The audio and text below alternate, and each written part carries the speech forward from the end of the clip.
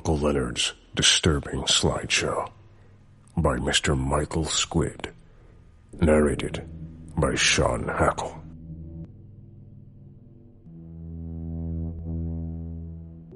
My Uncle Leonard was the oddball black sheep of the family. We'd only get a glimpse of him at funerals. He'd show up with a wide smile, checkered with stained and missing teeth, his whiskey breath lingering in the air before him. Thin wisps of gray hair nested on his wrinkled head, which poked comically out of his gaudy plaid jacket.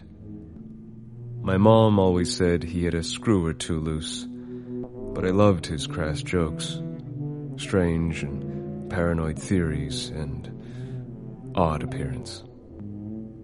He was a janitor at some large facility with a bit of an alcohol problem, and was the last thing on my mind until a few days ago. My mother called to tell me he wasn't returning phone calls or texts regarding the planning of her 60th birthday. After trying him on the phone, she found his Facebook page had lacked any updates in weeks. She called her cousins, but nobody had heard from him. Since I lived the closest, she asked if I could check in on him. I was recently heartbroken and single, failing out of college and dealing with a haze of lingering depression.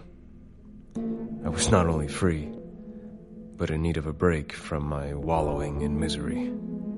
So I agreed to visit. When Friday rolled around, I drove out to the sticks to Leonard's house. It was a dilapidated, one-story home that looked abandoned. His boxy Chevy Capri, rusted and peeling from neglect, sat on deflated tires. It meant he should have been home. Fall leaves piled up from the rusty gutters and onto the sagging roof, missing half the shingles. The dead grass looked like a cemetery of toothpick tombstones. A sun-bleached, green plastic mailbox leaned at a 45-degree angle, maw agape and spewing old mail. I took a deep breath and exited the car, walking over on cracked paving stones framed by weeds to the unwelcoming front door. I realized for the first time Uncle Leonard had lived in absolute squalor. The windows were black and speckled with dust and dirt, with no clear view inside. After a quick rap of my knuckles on the door, I reminded myself to wash my hands thoroughly as soon as possible. No answer. I knocked harder, calling out, "Hello?" No reply. I peeked into the dark windows, wiping at the dunes of dust in each dark pane with my jean jacket sleeve to try and see within. "Hello? Uncle Leonard," I called out, and knocked again, harder still. The force of my pounding knuckles pushed the creaky door inward. I immediately coughed from the sour air that suddenly escaped the residence. I pushed the heavy door fully open and was met by the foul ammonia odors of urine and the suffocating staleness of mildew. He was a hoarder. That much was clear. The place was filled with buzzing flies and piled dishes of fuzzy, molded food waste. Soggy newspaper stacks and mildewy mounds of damp clothing gradated the dreary color spectrum from green to gray. I made the rounds, squeezing past piled garbage, trying not to touch the furry growths of speckled molds that reached out from every surface. I covered my nose and mouth with my sleeve to reduce the miasma of sour air as I continued further into the maze-like mess of junk. I saw no sign of Uncle Leonard as I squeezed by mountains of trash, but I noticed a cracked door leading down into the darkness of a basement. I pushed the creaky door open and peered down the stairs into the blackness. Flecks of old lead paint drifted to the floor like ash. My fingers felt around before landing on the switch on the wall, but after a few fruitless flicks, it was clear the bulb had burned out. I turned on my phone's flashlight, the beam, swimming with floating motes of dust, barely lit the rickety stairs descending down. There was a light source down in the darkness, out of view, below. I stepped down into the cellar, curiosity filling me as well as unease. A plastic faux wood-grain box from the 80s I recognized as an old slide projector sat on the armrest of an ancient couch that was crumpled and stained. The projected slide illuminated a concrete wall with a rectangle of light, displaying the image of a playground. I coughed as I walked to the couch, to a kinked black wire leading to a simplistic controller resting on a filthy cushion. Are you down here? I called out, aiming the light on stacked boxes, casting stark shadows. Old standing lamps, stacks of 70s and 80s board games, and old books formed pillars within this labyrinth of junk. I turned back to the projector, the only immediate clue before me, and picked up the wired plastic controller. I approached the 5x7 projected photo. I pressed down on the forward button. The plastic carousel rotated. Between slides, the basement went black and cold momentarily, before another old photo replaced the playground on the wall. The blurry photo showed a woman pushing a stroller in the playground. Out-of-focus leaves blurred dark green in the foreground, and I soon realized the photo was taken from behind the cover of bushes in a clandestine manner. My stomach squirmed as I pressed forward on the control, and darkness consumed the basement between slides. A new image showed that same woman, likely the mother, leaning over a crib and tending to her child. The voyeuristic nature of the photos made my skin crawl. The photos had been taken after sneaking into this house. That much was certain. It seemed clear my uncle had been stalking this woman at first, but then a creeping dread shivered me at a realization. He wasn't stalking the woman, but her child.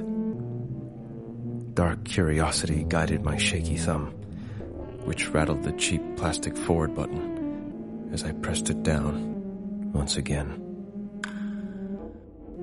The new image was a photo from above the shirtless toddler lying down on a plastic-wrapped mattress in the same basement I soon recognized by the shape and concrete walls. It was the basement I was in. I was overwhelmed by horripilation. The photographed child faced away from the camera, but their spine seemed malformed, as if from a severe case of scoliosis. Behind the small figure was a metal cage, the kind used to crate dogs. A padlock hung from the gate. My throat closed as dread grew at an unfolding scenario. Oh my God. Escaped my dry throat in a rattled whisper.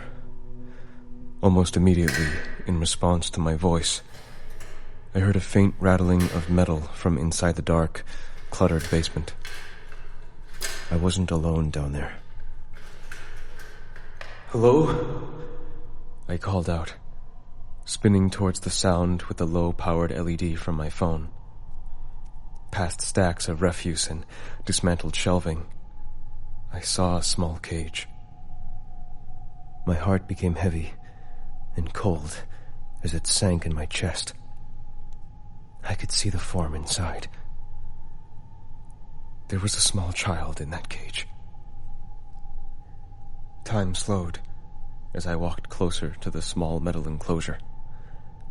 I averted my gaze from the shirtless body of a frail child within, holding up small hands to block the light from my phone.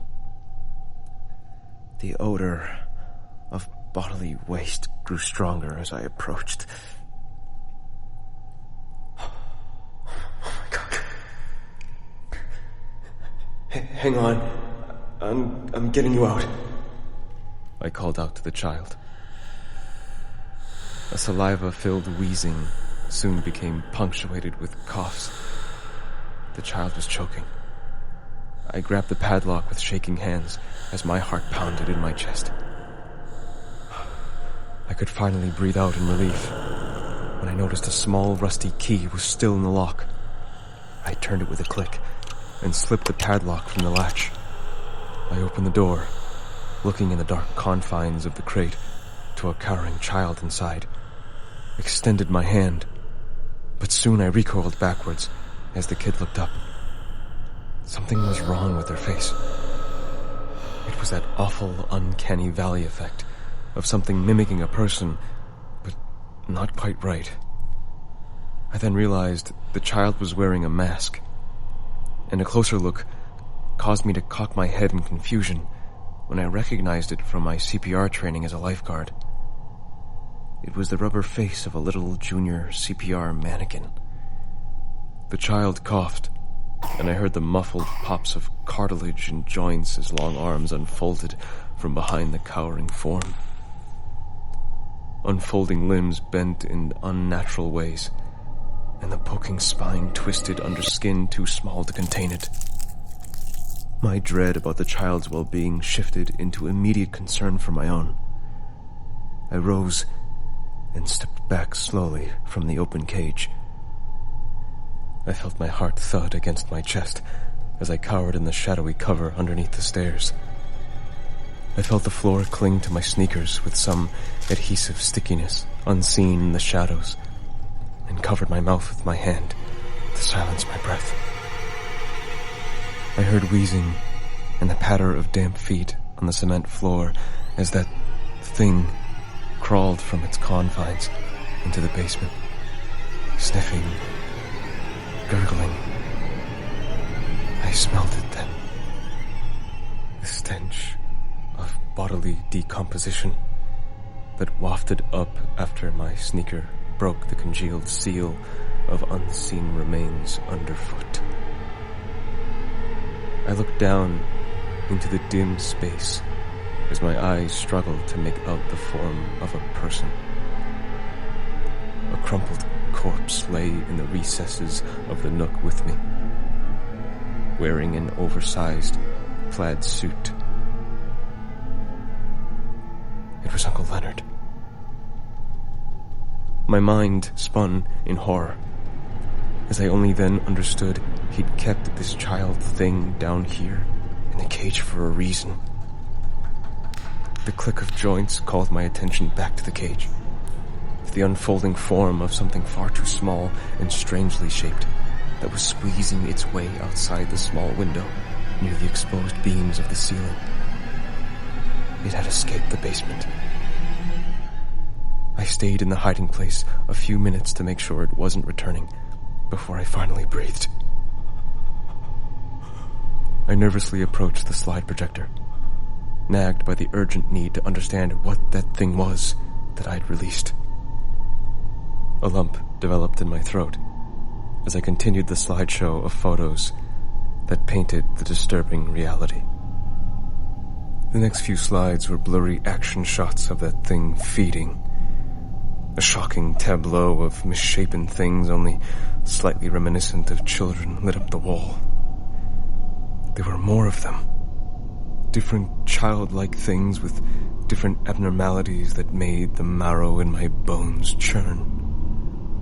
Unhinged jaws and two sets of beady black eyes on one. Slender limbs that folded and split into narrower and increasingly branched appendages on another. Paperwork, marked confidential, was photographed on the subsequent slides, bearing the logo of the facility Uncle Leonard had worked at. The documents were littered with foreign terms such as SCNT, gRNA, and genome editing. The terms all related to cloning and genetic engineering.